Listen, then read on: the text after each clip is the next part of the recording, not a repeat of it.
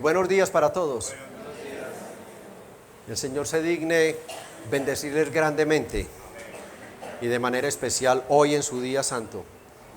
Les pido por favor me acompañen en sus Biblias, como ya tenemos por costumbre, hacer la iglesia partícipe de la lectura del texto que se va a exponer para que vayan comprendiendo mejor la idea de la cual se va a tratar. Continuamos con nuestra exposición de la primera carta de Pablo a Timoteo. Nos encontramos en el capítulo 3 y vamos a leer de manera alternada los versos del 1 al 7. Voy a leer el verso 1 y me acompañan en el 2 y vamos al 7. Este texto va a quedar muy grabado en nuestras mentes y corazones al terminarlo. Dice la palabra de Dios, palabra fiel: si alguno anhela obispado, buena obra desea.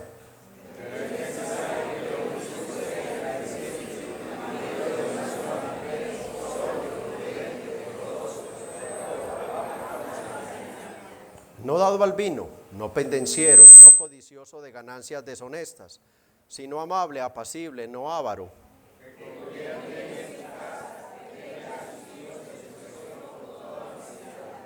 Pues el que no sabe gobernar su propia casa, ¿cómo cuidará de la iglesia de Dios?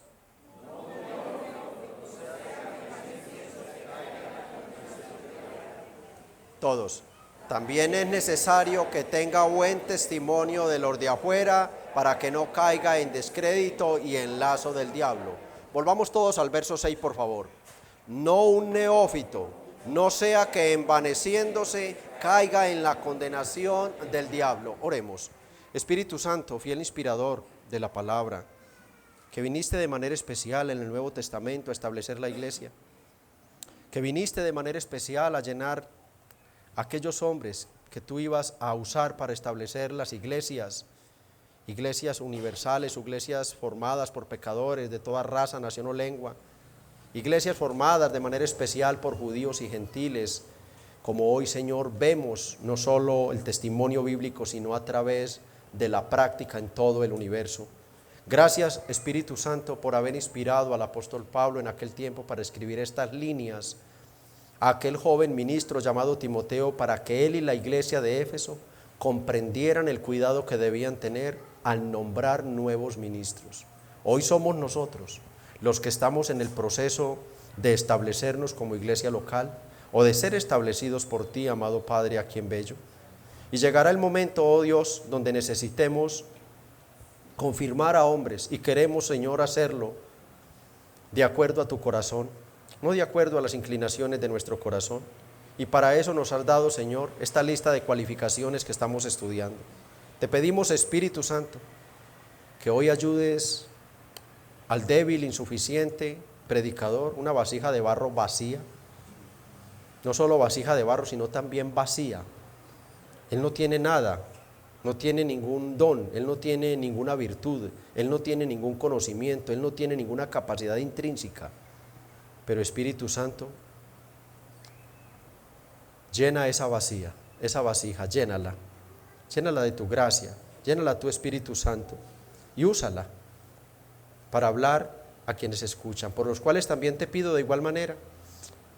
Ellos son tan insuficientes como el predicador, luchas iguales, distracciones iguales, necesidades iguales.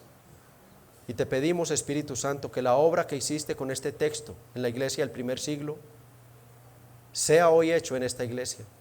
O si tú quieres, Espíritu Santo, para la gloria del Padre y la exaltación de Cristo, haz que esta obra postrera, después de más de 2000 años, sea mayor que la primera. Bendice tu pueblo, Espíritu Santo, en el nombre de Jesús. Amén. Por favor, toman asiento, mis amados hermanos.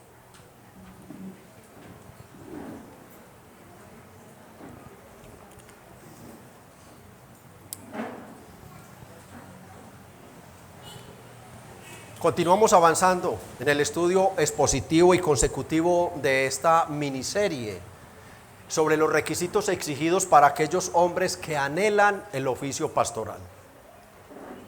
Y hemos aprendido que la primera condición que el apóstol Pablo pone es que ese hombre sea irreprensible.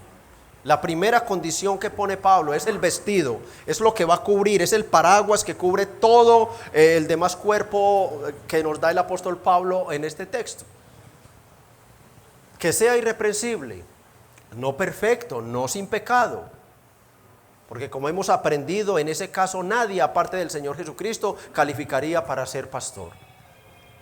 Pero sí que a pesar de sus deficiencias humanas, no exista ninguna acusación de un pecado contra él que lo descalifique para el ministerio, o alguna acusación de los de afuera que lo pueda hacer apto para ser aprisionado por las autoridades. Y ya hemos visto en los versos 2 y 3 que ese hombre debe ser irreprensible en su vida moral. Él debe ser marido de una sola mujer, sobrio, prudente, decoroso, hospedador y demás. En los versos 4 y 5 vimos el domingo anterior que ese hombre debe ser irreprensible en su gobierno familiar. Pablo dice, como la iglesia y el pastor no vive con ese hombre, él no vive las 24 horas con él. La forma en que la iglesia y los pastores que ya estén al frente de la iglesia tienen como argumento para descubrir cuál es el gobierno de ese hombre, es que pongan los ojos en la conducta pública de sus hijos. Dice el verso 4, que gobierne bien su casa, que tenga hijos en sujeción con toda honestidad. El texto paralelo, que es Tito 1:6, dice que tenga hijos creyentes que no estén acusados de disolución ni rebeldía. Algunas iglesias toman este texto y lo aplican como está. Y mejor no ordenan hombres que como mínimo de la mitad de sus hijos no sean creyentes. Algunas incluso se van al 100%. Si Dios no ha respaldado el gobierno de ese hombre en su pequeña iglesia, si Dios no le ha placido salvar la casa de ese hombre, ¿será que Dios va a respaldar a ese hombre con 200 o 300 almas? Personas que no son de su familia, que no tiene la confianza y la autoridad sobre ellos para mandarles. Bueno, son preguntas que se hacen del por qué algunos ordenan a hombres con hijos completamente en rebeldía, absolutamente todos. Pero veíamos el domingo algunas consideraciones de ellas, y la principal es: son menores de edad, nacieron en un hogar cristiano, viven bajo el mismo techo. Cada caso hay que juzgarlo con lupa y discerniendo muy bien cada situación para no ir a descalificar un hombre porque no tenga a sus hijos creyentes. Pero sí nos deja claro Pablo, y en las dos cartas, Pablo, en Tito y en Timoteo, que aunque esos hijos sean mayores,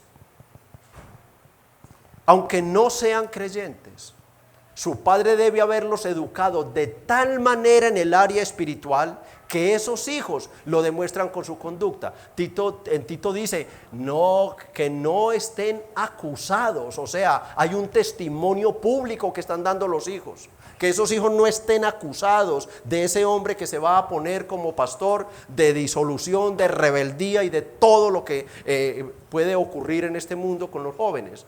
Y ellos lo demuestran con su conducta.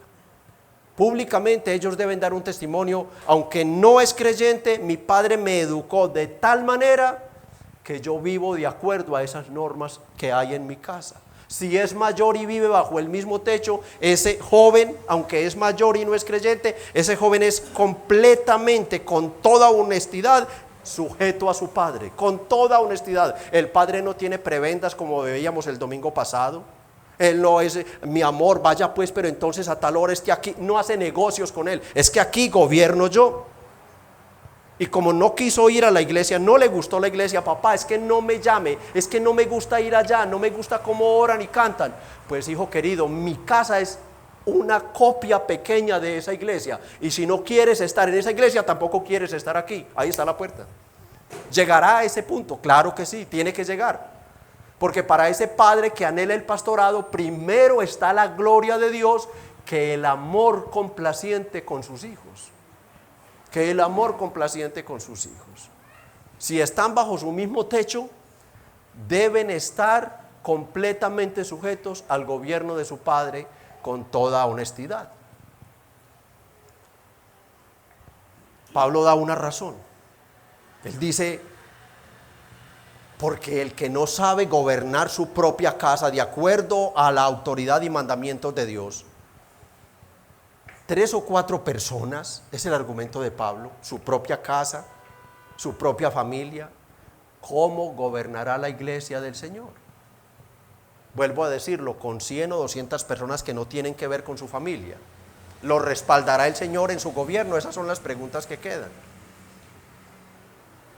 Y lo que hemos aprendido es que el gobierno familiar será una prueba a favor o en contra de ese padre que anhela el oficio pastoral. Pero no solo debe ser irreprensible en su conducta moral y su gobierno familiar.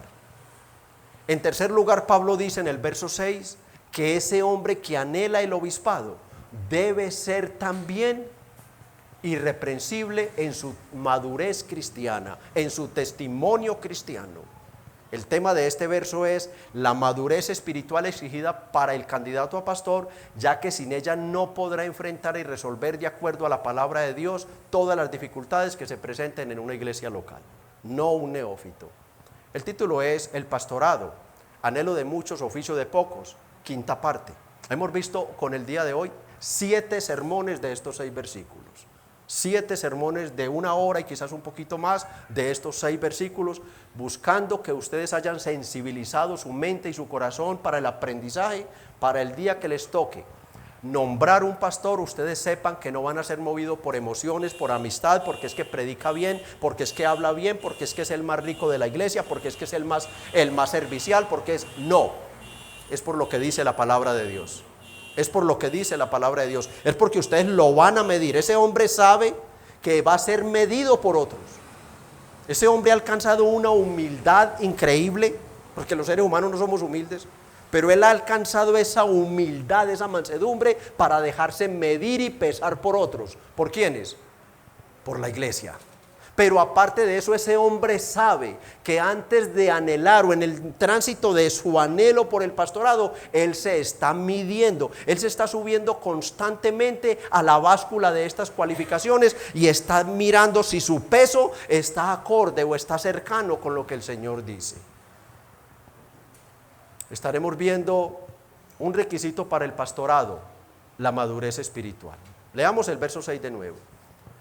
No un neófito, no sea que envaneciéndose caiga en la condenación del diablo. Pablo dice en este versículo 2 cosas realmente. Dice no, pero luego dice el por qué no. Veamos entonces, cuando Pablo dice, cuando vayan a confirmar a un hombre, esto es lo que él está diciendo, cuando vayan a confirmar a un hombre para el cargo de obispo, tengan presente que no sea un neófito. Es decir, alguien recién convertido o alguien que aunque lleve muchos años en la fe, no haya dado frutos de madurez espiritual. Repito esto, cuando Pablo dice no un neófito, se puede estar refiriendo o se está refiriendo a estas 2 clases de creyentes: a una persona recién llegada a la fe, que no se conocen sus frutos espirituales, o a un hombre que aunque lleve muchos años en la fe, es un bebé en Cristo. Es un bebé en Cristo. La palabra neófito se encuentra solo una vez en toda la Biblia. Solo una vez, aquí en el Nuevo Testamento, en este verso 6, y en el original griego en que fue escrito el Nuevo Testamento, siglo I, es la palabra neofutos. Neos significa nuevo y fuo es producir. O sea, alguien que no ha producido nada, no ha producido ningún fruto. Significa literalmente en el original una planta nueva o recién plantada que aún no ha dado ningún fruto. Primera a los Corintios 3:9 dice el apóstol que la iglesia es como un terreno, que es como un campo, el campo de Dios. Dice, vosotros sois labranza de Dios. ¿Qué somos los creyentes? Cada uno es una plantica de Dios. Primera a los Corintios 3:6 dice de nuevo Pablo: yo planté, Apolos regó, pero el crecimiento lo ha dado ¿quién? Dios. Pablo no está hablando a los corintios de manera literal de un huerto de legumbres o de un huerto de hermosas flores, no.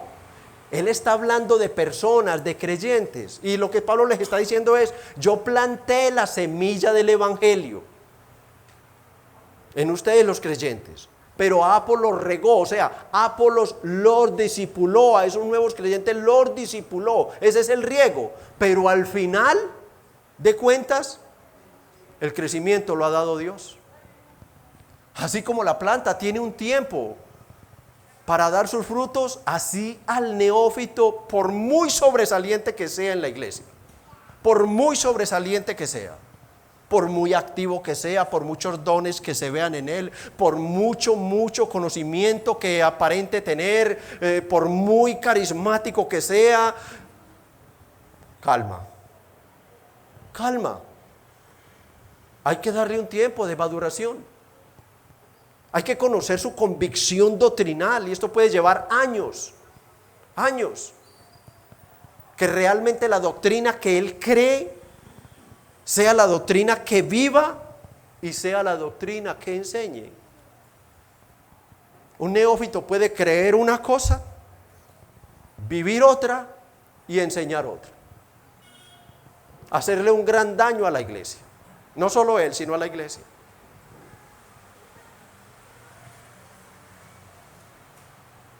Hay que conocerlo, cómo maneja sus dificultades con los hermanos. Hay que conocerlo. Hay hermanos que se molestan con otro hermano y la solución es: pongo tijera, corto.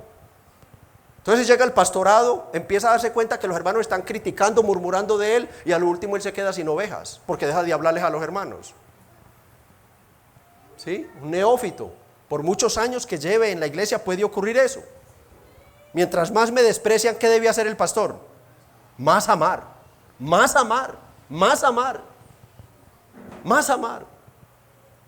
Cuando le digan algo en contra de él, diga: y eso que no me conoce realmente la miseria que soy. Oh, ten compasión de mí y ora por mí. El pastor, como decía alguien, ya fue aplastado por la justicia de Dios. Ya fue llevado a ver que era una miseria, que no era nada. Un neófito puede, como veremos luego, enaltecerse. Ahora sí me pusieron de pastor. Ahora sí todos los que hablaban de mí antes de ser pastor. ¿Cómo maneja? Porque siempre el pastor va a ser criticado, siempre. Como dice el dicho popular, no somos medallita de oro para caerle bien a todos. Pero al pastor todos le tienen que caer bien. Y si hubiera aquí muchos pastores dirían: amén, pastor. A mí me tienen todos que caer bien, porque si no, no sería cualificado para ser pastor. Porque si sería un hombre que, aquel que viste más elegante, aquel que huele mejor, este que se expresa mejor, este que tiene más estudio, este que tiene más moneditas, o sea, el corazón del hombre es alguna cosa seria. No podría ser pastor. No, el pastor no hace acepción de personas. No. Pablo decía: aunque amándoos más, ¿me ames qué? Menos. Hay que conocer a ese hombre, cómo maneja sus problemas, cómo maneja las aflicciones. No solo cómo maneja los problemas a nivel relacional con la congregación, sino cómo maneja sus situaciones personales, cómo las maneja. Él de una u otra manera tiene que tener una gracia especial, y él tiene de una u otra manera que es ser espejo para la iglesia, de una u otra manera. Un neófito no lo va a hacer.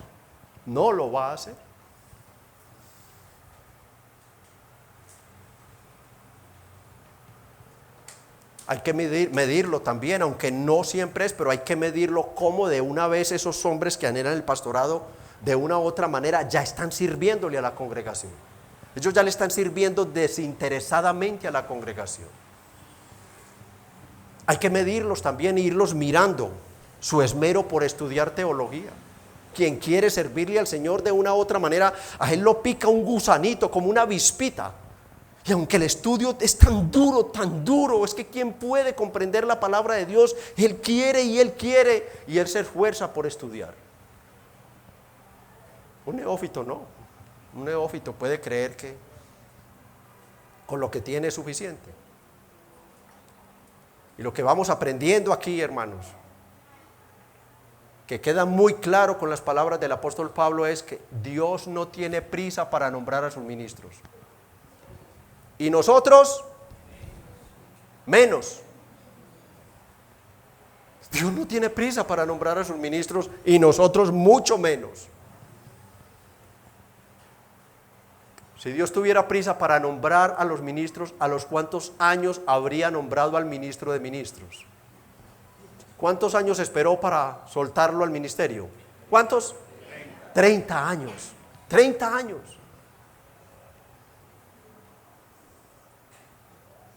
A los 8 años creo que fue, no lo tengo bien presente, ya se sentaba con los sumos sacerdotes y les cerraba la boca. 30 años, los tiempos de Dios son perfectos, los de nosotros siempre imperfectos. Los discípulos primero fueron alumnos. ¿Alumnos de quién? Nada más ni nada menos que del Señor Jesucristo. Nada más ni nada menos. Esperaron su tiempo. Los comentaristas están de acuerdo, los estudiosos de la historia bíblica están de acuerdo que Pablo como mínimo fueron 10 años después de su conversión para empezar ministerio en forma. Dios no tiene prisa en llamar a sus ministros y nosotros mucho menos. ¿Cuál es el peligro de confirmar a un neófito para el ministerio? Bueno, Pablo no responde. Continúa diciendo el verso 6. No sea que envaneciéndose caiga en la condenación del diablo. En el original griego la palabra envaneciéndose es lleno de humo. O sea, vacío por dentro. Ese recién convertido se llenará de orgullo. Es como decimos nosotros, se le subirán los humos a la cabeza. Y él va a cometer, dice Pablo, el mismo pecado del diablo. Y caerá de su estado de honor. La Biblia aquí lo llama condenación. Caerá de su estado de honor, así como cayó el diablo. ¿Cuál fue el pecado que llevó a la condenación al diablo? Bueno, la altivez, el orgullo, la soberbia, la prepotencia.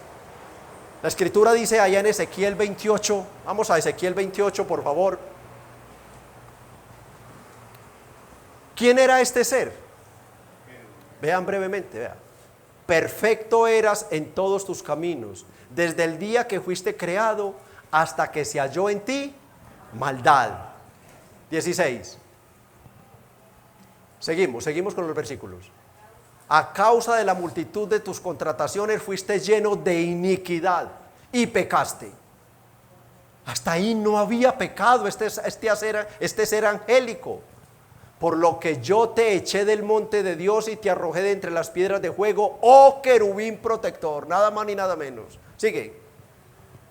Se enalteció tu corazón. ¿A causa de qué? De tu hermosura. Corrompiste tu sabiduría a causa de tu esplendor. Yo te arrojaré por tierra, delante de los reyes te pondré para que miren en ti. Y ahí sigue la historia. Este ser fue levantado a los cielos, pero luego fue arrojado al Seol. Oh, él se vio, es que ¿quién soy yo? Yo soy muy hermoso, yo soy muy perfecto para tenerle que obedecer y dar gloria a Dios. Yo puedo mandar, yo puedo sentarme en su trono. Antes del quebrantamiento, ¿qué es lo primero que viene? La soberbia. Por eso Pablo dice, no pongan a un neófito como pastor, porque lo van a dañar y se van a hacer un daño terrible ustedes. Ese hombre dirá para sí mismo, apenas recién llegué a la iglesia, apenas recién llegué a esta congregación, tengo poco tiempo en la fe, pero ya he sido elevado a la más alta posición de honor y liderazgo. Ya soy su pastor. Ya estoy por delante de todos los hombres de la iglesia, aunque ellos llevaban 20 años y yo uno. Pablo dice en el capítulo 6, versos 3 y 4. Capítulo 6, versos 3 y 4 de la misma carta.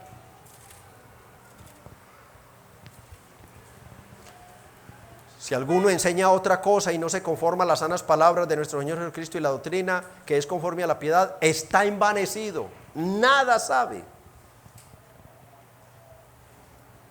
Un neófito puede envanecerse como los falsos maestros, que creo que allí estaba la preocupación de Pablo. Los falsos maestros de Éfeso, capítulo 1, versos 3 al 7. Como te rogué que te quedases en Éfeso cuando fui a Macedonia, para que mandases a algunos que no enseñen diferente doctrina, ni presten atención a fábulas y genealogías interminables, que acarrean disputas más bien que edificación de Dios que es por fe. Así te encargo ahora. Pues el propósito de este mandamiento es el amor nacido de corazón limpio y de buena conciencia y de fe no fingida, de las cuales cosas, desviándose algunos, se apartaron a la vana palabrería, queriendo ser doctores de la ley, sin entender ni lo que hablan ni lo que afirman. Neófitos en la doctrina y en la aplicación de esta. ¿Y qué puede hacer un neófito? Un neófito puede desviar a la iglesia de la sana doctrina. Tranquilamente, él va poniendo allí sus ideas, él va poniendo sus pensamientos, los va combinando con la palabra de Dios. La iglesia, si no es madura, no los descubre, y cuando menos piensa se contaminó toda la doctrina. Toda la doctrina resulta contaminada. Le preguntan, es que yo vi, es que yo creo, es que yo entiendo, es que la Biblia a mí me muestra, y empiezan a ver cosas y a enseñar cosas que no concuerdan con el estudio sistemático de la palabra de Dios. Caerán en la misma condenación del diablo, dice Pablo. Hay que entender que Pablo no está queriendo decir que un creyente pierda la salvación por su orgullo. No. La exégesis bíblica en cuanto a esto la resume Romanos 8:1. Ninguna condenación hay para los que están en Cristo Jesús. Ninguna. Lo que quiere decir es que ese hombre, por su orgullo, al igual que el diablo, será destituido fulminantemente del púlpito. Va a ser destituido como fue Satanás destituido de ese lugar de honor en que lo había puesto Dios. ¿Y cuál será la condenación? La vergüenza, la humillación, la burla, haber estado en el púlpito y de un momento a otro ser destituido del púlpito, ser destituido de una posición de honor.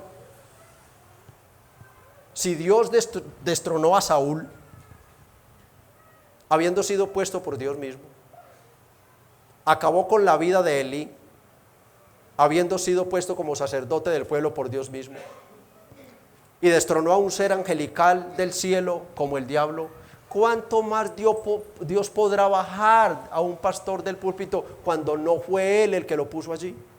Este error lo puede cometer una iglesia si se apresura a nombrar a un hombre como pastor sin antes medirlo con la medida que Dios nos está dando. Poner un hombre en contra de la voluntad de Dios a que sea pastor, simplemente movidos por unas motivaciones completamente humanistas que nada tienen que ver con el corazón de Dios. Nosotros, la iglesia debe tomarse su tiempo y estar segura por medio de estos textos, 1 Timoteo y Tito, que está poniendo sus ojos en el hombre que ya Dios puso los suyos. ¿Cómo, pastor? ¿Cómo lo hacemos? Midiéndolo por esto, observando todo esto que estamos aprendiendo. Observando. Hemos explicado una y otra vez, no perfección, pero ese hombre, dentro de sus implicaciones humanas, de todas las debilidades humanas, errores, fracasos, pecados, él debe ser un hombre irreprensible. Él debe ser un hombre irreprensible y acercarse lo más posiblemente a cumplir estos requisitos. No debe ser un nuevo creyente. Pablo realizó 3 viajes misioneros.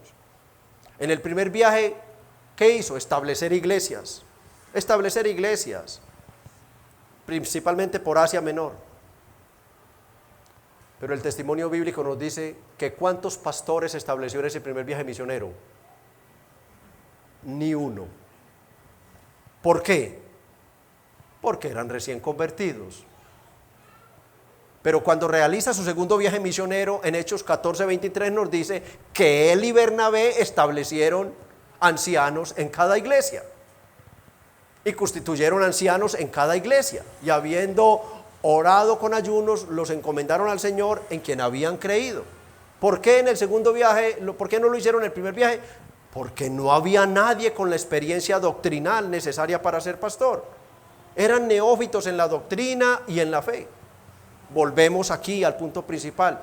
Dios no tiene prisa para llamar a sus ministros, y nosotros mucho menos. Por mucho que sobresalga, esperemos que madure. Su inmadurez lo llevará a cometer errores, más de los errores contra la iglesia que cometemos aquellos que incluso esperamos tiempo, fuimos llamados ya viejos. Entonces imagínense lo que podría pasar. La preocupación de Pablo era que estos hombres volvieran a cometer los mismos errores que habían cometido aquellos que habían sido destituidos por él. Versículo 20, capítulo 1, de los cuales son Himeneo y Alejandro, a quienes entregué a Satanás para que aprendan a no blasfemar, y todos otros aquellos quienes habían sido puestos en disciplina por el pastor Timoteo. Era esa la preocupación de Pablo. Aprender de los errores, aprender de los contextos es demasiado importante en el momento de ordenar a un pastor. No hay nadie que no cometa errores, hermanos. Yo sé lo que les digo. A pesar de la preparación y de los años que yo esperé, a pesar de mi edad, yo he cometido errores contra ustedes. Yo sé que los he cometido. Y les pido perdón porque he cometido errores con ustedes, los he expuesto, incluso a peligros.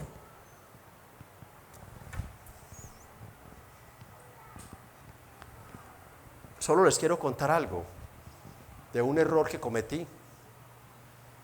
Recién llegado, no tan recién llegado a Cabello, sí. Llegó un hombre a la iglesia. Y al hablar con él, mostraba conocer el Evangelio. E insístame que lo bautizara. Y yo le puse mucha atención, yo lo entrevisté a él y luego con otros hermanos y terminé bautizándolo. Y apenas lo bauticé,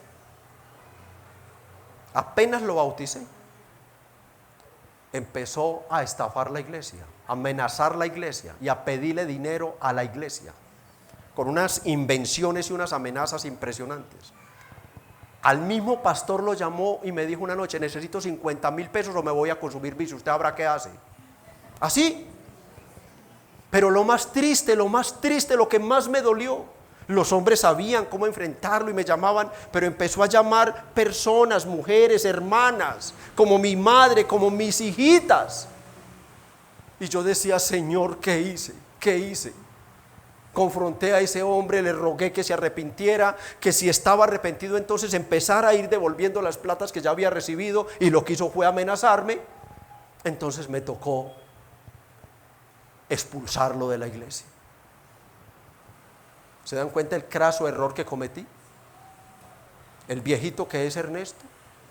8 años esperando que Dios me pusiera en alguna iglesia. A los 8 años habían quienes decían: Ernesto está listo. 8 años al lado de mis pastores, de ese grupo de pastores. 8 años esperando. Y miren los errores. ¿Qué hará un neófito? ¿Qué haría un neófito?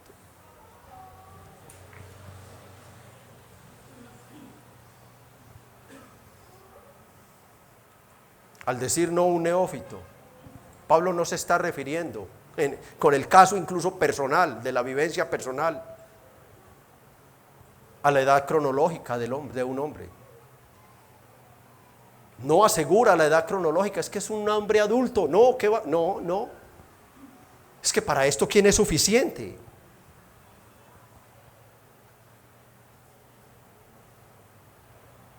Puede haber un joven con solo 5 o 6 años en la fe, pero con más madurez que uno que lleva 20 años en la fe. El caso lo tenemos en Timoteo. Timoteo era un joven, pero cuando Pablo pasa en su segundo viaje misionero, lo ve, dice que era un discípulo porque él ya había sido evangelizado en el primer viaje. Cuando lo ven el segundo viaje, nos vienen y dan testimonio de él. Seguro que Pablo tiene tremenda conversación con él y dice: Timoteo, ¿estás listo? No, Pablo, soy enfermo, soy temeroso, soy miedoso. Pablo, ¿estás listo? ¿Estás listo? Y un hombre usado por el Señor: no, la edad no.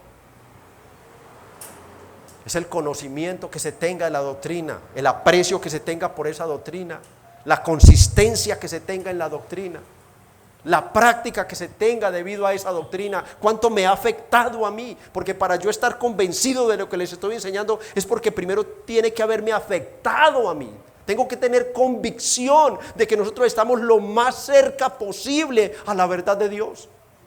Que tenemos errores, sí, la iglesia tiene que ser imperfecta, porque empezando por el pastor y todos los demás somos imperfectos. Entonces no puede haber iglesia perfecta en la tierra, no la hay. Pero nuestros errores sí tienen que ser primero reconocidos y segundo menores, errores muy menores en cuanto a lo que es la doctrina o la sana doctrina. Timoteo fue llamado al ministerio muy joven. Pablo le dice en Timoteo 4:12: ninguno tenga en poco tu juventud. Era joven de edad, sí, pero Pablo lo consideraba maduro doctrinal y espiritualmente. Y le dice: nadie, al comportarte de tal manera, vivir como debes vivir y predicar lo que predicas, ni siquiera se van a fijar en tu edad. Es la madurez espiritual el testimonio que condiciona el llamado al ministerio. Algunas marcas de madurez cristiana: ellos aman, como he dicho, y viven la doctrina para luego enseñarla. 1 Timoteo 4:6 dice: si esto enseñas a los hermanos, lo que Pablo le había enseñado, serás un buen ministro de Jesucristo, nutrido con las palabras de la fe y la buena doctrina que has seguido. O sea, nada de fábulas, ni mensajitos livianos por agradar a la iglesia, no. Primera de Pedro 2:22: como niño recién nacido. Mire lo que hace un maduro, mire el anhelo de un cristiano que está avanzando en madurez. Como niño recién nacido, desear la leche espiritual no adulterada, o sea, la sana doctrina, la predicación directa, para que por ella crezcáis para salvación. El cristiano maduro sabe que mientras más le incomode lo que está saliendo del púlpito, más está trabajando en él, Esta mañana le decía a una persona: mira, cuando vayas a una iglesia y tú digas: qué bien me sentí, no vuelvas allá. No vuelvas. No, cuando vayas a una iglesia y tú tengas incomodidad para sentarte en la silla y tú todo te arda, empieces a sudar, dale gloria a Dios, porque el Espíritu Santo te está diciendo: arrepiéntete, pecador, que te vas al infierno, mira a Cristo. El cristiano maduro desea eso, lo anhela, lo recibe. Él sabe que viene el domingo no a ser sobado, sino reprendido en su pecado. Él sabe que viene a ser corregido, que está siendo preparado es para la vida eterna, para presentarse ante un Dios 3 veces santo, cuyos ojos son más puros que el mismo cielo. Y él sabe que viene a prepararse para ese día. Y mientras se prepara para ese día, él aprende a vivir dando testimonio de su fe en este mundo. Él aprende a vivir como un ciudadano del cielo, un hijo de Dios. Ese desea la sana doctrina. Aunque su palabra parezca dura a los hombres impíos, el creyente maduro dice, como dijeron los discípulos en Juan 6:38: Pedro, Señor, ¿a quién más iremos? Solo tú tienes palabra de vida eterna, alabado sea el Señor. Esas son marcas de madurez, mis hermanos, esas son marcas de madurez.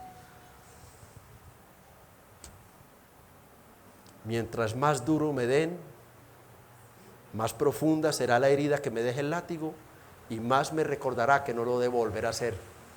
Era una enseñanza de los abuelos referente a que al niño había darle con un rejo bien tostado para que le quedara una marquita, y cada que se sobara la marquita, él dijera: no lo puedo volver a hacer porque otra marca de estas, qué dolor. El cristiano maduro sabe que la palabra de Dios tiene que herirlo primero para después sanarlo.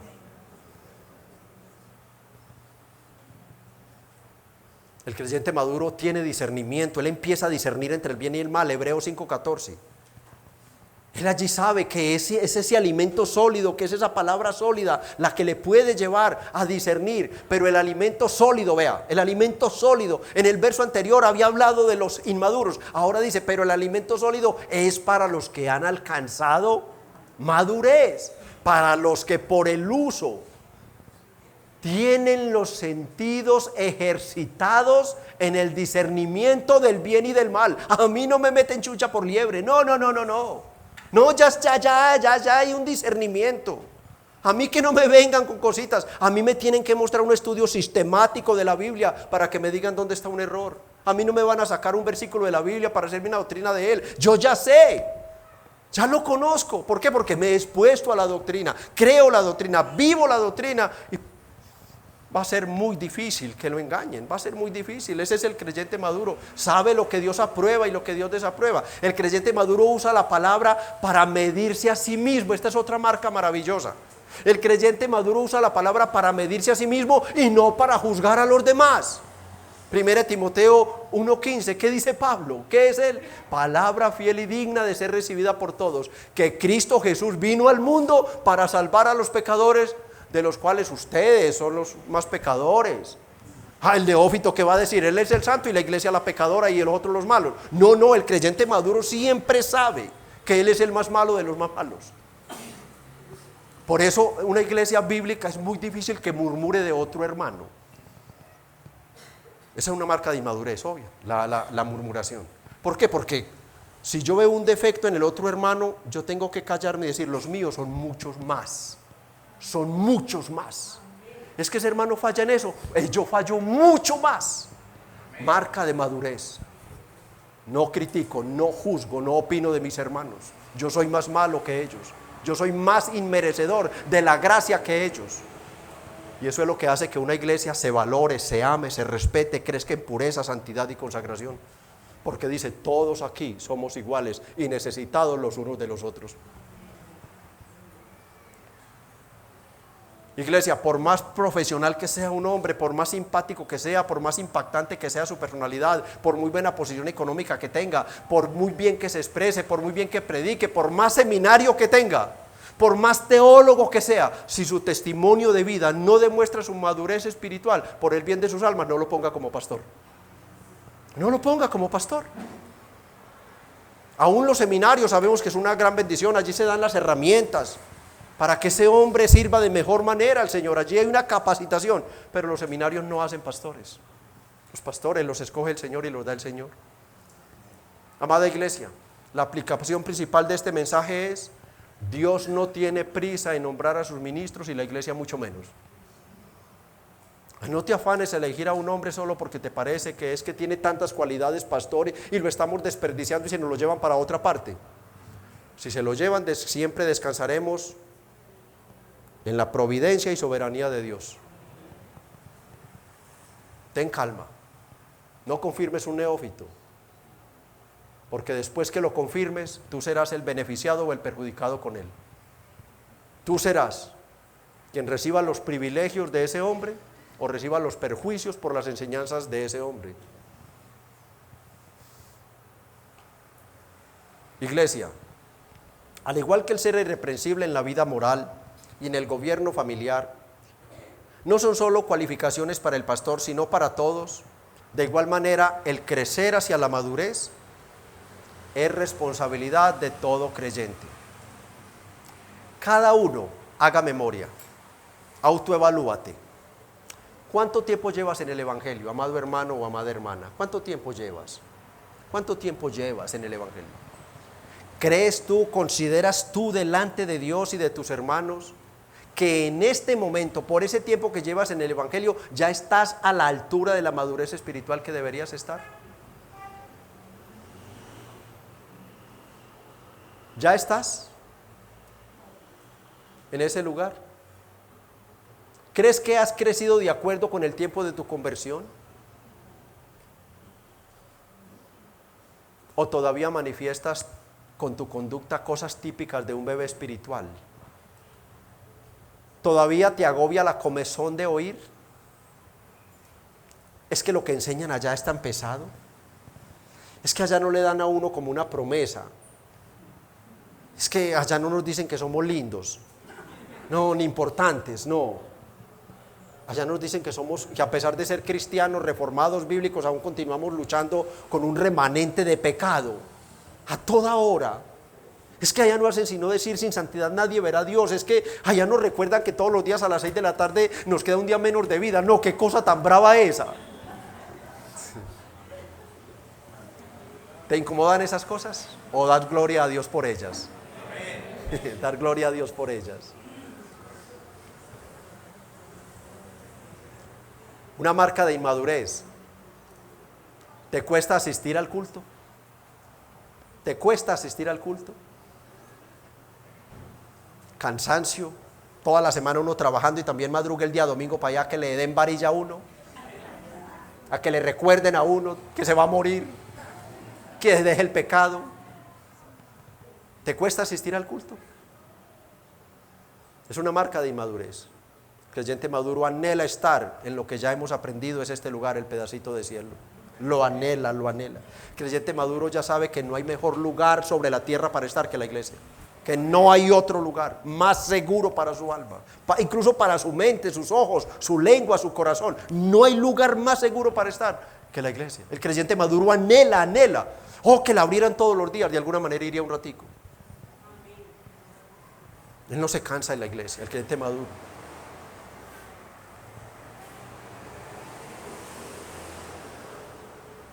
Conforme al tiempo que llevas en el evangelio, tú debes evaluarte realmente, de verdad, con toda sinceridad. Pero de manera especial, por el tiempo que llevas aquí, a los hermanos que llevan acá escuchando la predicación expositiva, por el tiempo que llevas aquí, 6 meses, incluso 3 meses, para la gloria de Dios, como me han contado algunos, quienes llevan 1 año, ¿crees que estás creciendo? ¿Crees que estás creciendo? ¿Crees que se han descubierto tus errores? ¿Crees que realmente estás conociendo el evangelio de Cristo? ¿Crees que realmente estás conociendo la verdad de la vida cristiana? Dale gloria a Dios por ello, porque sé que sí. Sé que sí, sé que sí. Y no dejen de dar testimonio de lo que el Señor está haciendo en sus vidas con esta sana doctrina. No dejen de dar testimonio. Pero también con toda sinceridad debes reconocer si estás creciendo o estás estancado. Porque sin importar la sana doctrina que escuchas, porque esto es un instituto, esto es como un instituto donde cada domingo, cada miércoles se te están enseñando la palabra de Dios, cosas nuevas. Estás aprendiendo, aprendiendo, aprendiendo. ¿Estás creciendo o estás estancado? Teniendo presente esto, que estar estancado es estar decreciendo, es estar yendo hacia atrás en el conocimiento, en la vida espiritual. En la vida cristiana nadie se estanca. O va para adelante o va para atrás, pero no se estanca. ¿Por qué? Porque Dios ya dijo: el que comenzó en vosotros la buena obra, la perfeccionará para el día del Señor. Entonces Dios está perseverando, perseverando. La Biblia lo promete. Y nosotros, nuestro deber es perseverar, perseverar unidos a la perseverancia de Dios hacia la madurez. Hermanos varones que desean ser pastores, si hoy fueran las votaciones en las iglesias bíblicas, se vota, la membresía vota, un voto en secreto.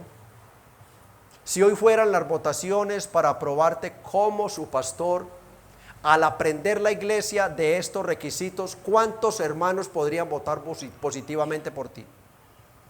Repito, hermano que deseas el pastorado y que estás en esta iglesia, si hoy se fuera a elegir, ahora la Santa Asamblea fuera a elegirte, al estar estudiando y conociendo estas cualificaciones, ¿cuántos hermanos votarían positivamente por ti? ¿Cuántos, incluido tu esposa o tus hijos, si están contigo, aprobarían que hoy tu conducta es irreprensible para el ministerio? ¿Cuántos te aprobarían hoy? Hazte esa pregunta, mi amado hermano. Hermano, los hermanos que te conocen, ¿cómo te evaluarían en tu gobierno moral, tu gobierno familiar y tu madurez espiritual? ¿Cómo te evaluarían, hermano? ¿Cómo te evalúas tú mismo, hermano, haciendo uso de estos medios que estás escuchando y aprendiendo domingo a domingo? Pero amado hermano, como tu elección no es hoy, no te desanimes. Mi hermano, continúa tu preparación, moldea tu carácter, mejora lo que sabes que tienes que mejorar en tu vida moral, en tu vida familiar y en tu madurez espiritual. Hermano, si hay áreas en tu vida que te hacen parecer un bebé espiritual, arrepiéntete, abandónalas y empieza a crecer en esa área. Recuerda que tienes que identificar cuáles son tus áreas más débiles. Todos las tenemos. ¿Cuál es el pecado más grande de tu corazón? ¿Acaso tu orgullo? El orgullo es un freno para el ministerio. Amado hermano, continúa sirviendo con fidelidad al Señor, al pueblo del Señor, y espera con paciencia. Si el Señor te ha escogido, Él te dará las cualificaciones y a su tiempo perfecto te llamará y le mostrará a la iglesia para que la iglesia ponga sus ojos en ti. Iglesia, recuerda, no tengas prisa, el Señor no la tiene, el tiempo de Dios es perfecto. A los amigos que están aquí, que no han creído, que realmente no se han entregado en alma, vida y corazón a Jesucristo. Amigo, tú no te tienes por qué preocupar si eres maduro o inmaduro espiritualmente. No. Preocúpate porque la Biblia, que es la palabra de un Dios 3 veces santo, soberano, justo y todopoderoso, declara que tú estás bajo la ira de Dios. Preocúpate de saber que la Biblia te declara muerto espiritualmente por tus pecados. Preocúpate de saber que si te mueres ahora, que si te llega un infarto, que si te llega un cáncer terminal, que si te coge un vehículo y te atropella y te mata, te irás al infierno. Preocúpate de eso. La muerte de Cristo corta para salvación o condenación.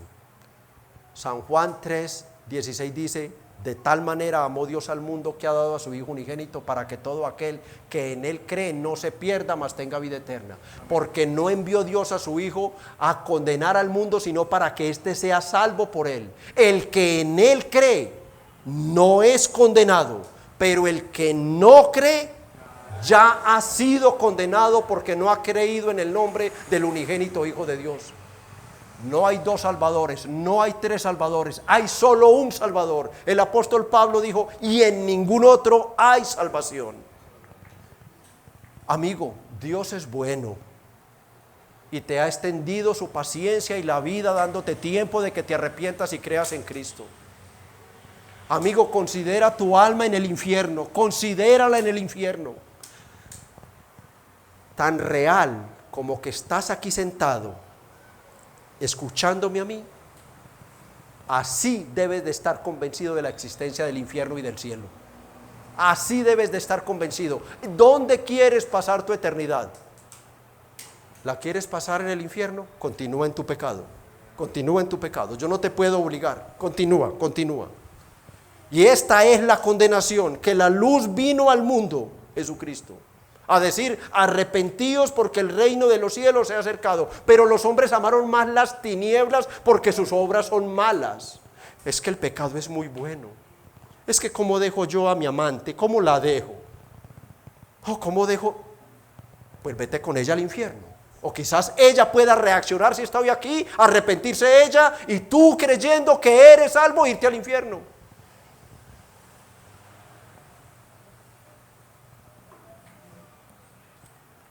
Mas Dios muestra su amor para con nosotros en que, siendo aún pecadores, Cristo murió por nosotros.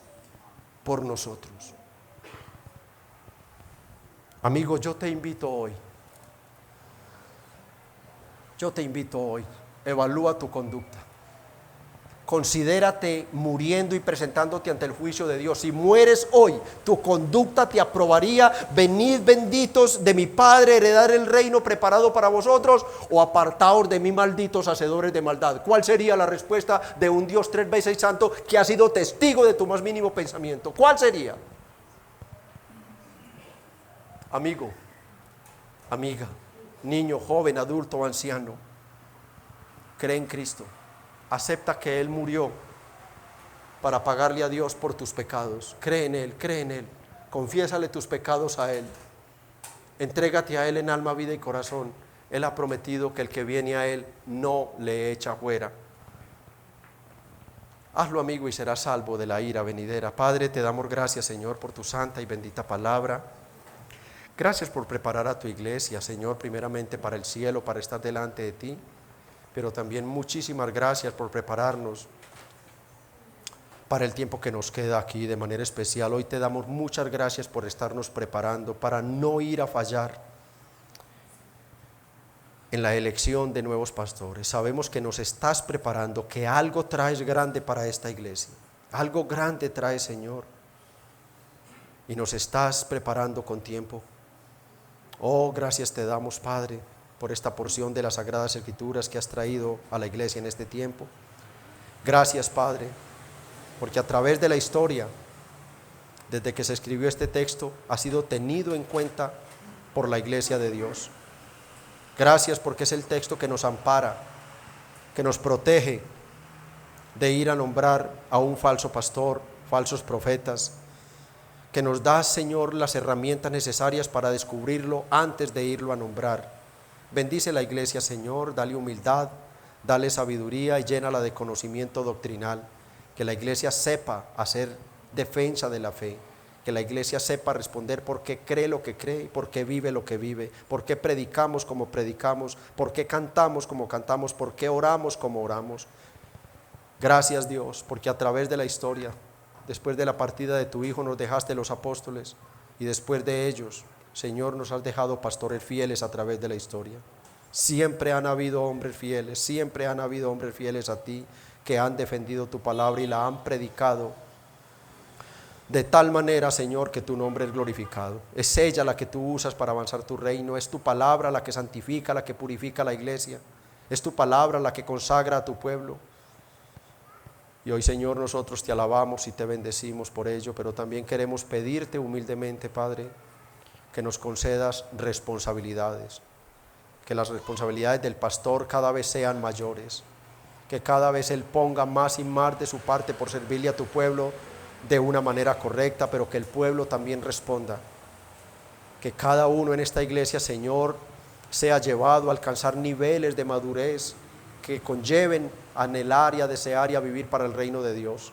La madurez se demuestra anhelando y viviendo para el reino de Dios, sabiendo, Señor, que somos peregrinos, pasajeros y pasajeros muy rápidos por este mundo, pero que en tu gracia y misericordia nos has llamado a la preparación espiritual para que no tengamos ningún temor, sino la felicidad más grande de pensar y saber de todo corazón que el día más glorioso para el cristiano es el día que sale del cuerpo, es el día que muere para estar en la presencia del más deseado, codiciado, que es nuestro Señor Jesucristo. Bendice a esta iglesia y dale madurez espiritual, te lo suplico, Padre.